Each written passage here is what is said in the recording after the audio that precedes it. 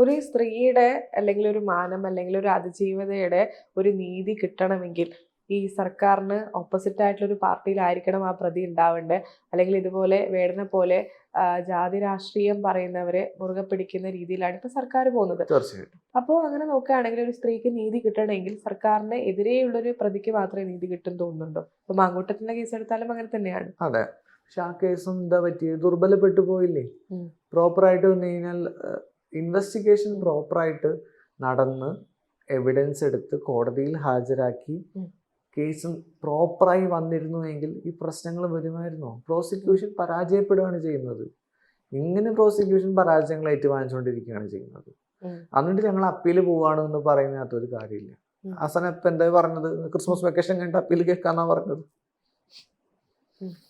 അപ്പോൾ സ്ത്രീക്ക് നീതി കിട്ടണമെങ്കിൽ ഈ അന്വേഷണ ഉദ്യോഗസ്ഥർ ഉൾപ്പെടെ, നമ്മുടെ പോലീസിൻ്റെ അകത്തെ ഉദ്യോഗസ്ഥർ ഉൾപ്പെടെ, നമ്മുടെ പ്രോസിക്യൂഷൻ ഉൾപ്പെടെ കുറേ പ്രിക്വേഷൻസ് എടുക്കേണ്ടതായിട്ടുണ്ട്, കുറേ പക്വത കാണിക്കേണ്ടതായിട്ടുണ്ട്. ആദ്യം ഒരാളെ സെറ്റ് ചെയ്ത് വെച്ച് ഇതാണ് പ്രതി, ഇയാളാണ് പ്രതി, ഇയാളിലോട്ടേ പോകാൻ പറ്റുള്ളൂ എന്ന് പറയുന്ന ഒരു രീതി അത് ഒരിക്കലും അംഗീകരിക്കാൻ സാധിക്കുന്ന ഒന്നല്ല. അത്തരം അന്വേഷണ രീതികൾ തീർച്ചയായിട്ടും നിർത്തേണ്ടതായിട്ട് തന്നെ ഉണ്ട്. ഈ അതായത് അതിജീവിതയുടെ കേസിൽ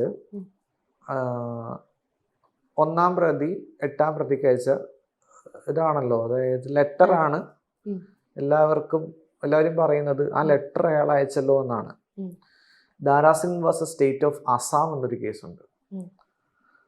ആ കേസിൽ മൂന്നാം പ്രതി പറഞ്ഞു ഒന്നാം പ്രതിയാണ് കുറ്റം ചെയ്തത് എന്ന് പറഞ്ഞു. അപ്പോൾ ആ എവിഡൻസിനെ എടുക്കുമോ എന്നൊരു ചോദ്യം, അതൊരു എവിഡൻസ് ആക്കി എടുക്കാമോ എന്നൊരു ചോദ്യം കോടതി ചോദിച്ചു. എടുക്കാൻ സാധിക്കില്ല എന്നാണ് പറഞ്ഞത്.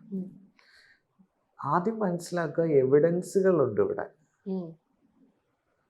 അതിന് അനുസരിച്ചേ മുന്നോട്ട് കാര്യങ്ങൾ പോവുകയുള്ളൂ.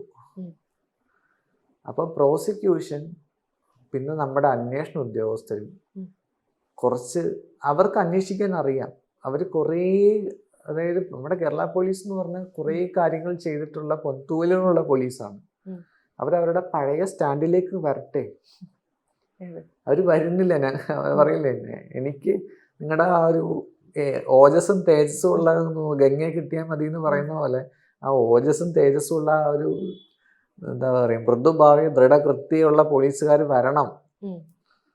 ഈ ഒരാളെ സെറ്റ് ചെയ്ത് ചെയ്യുന്ന രീതി അത് നിർത്തലാക്കണം.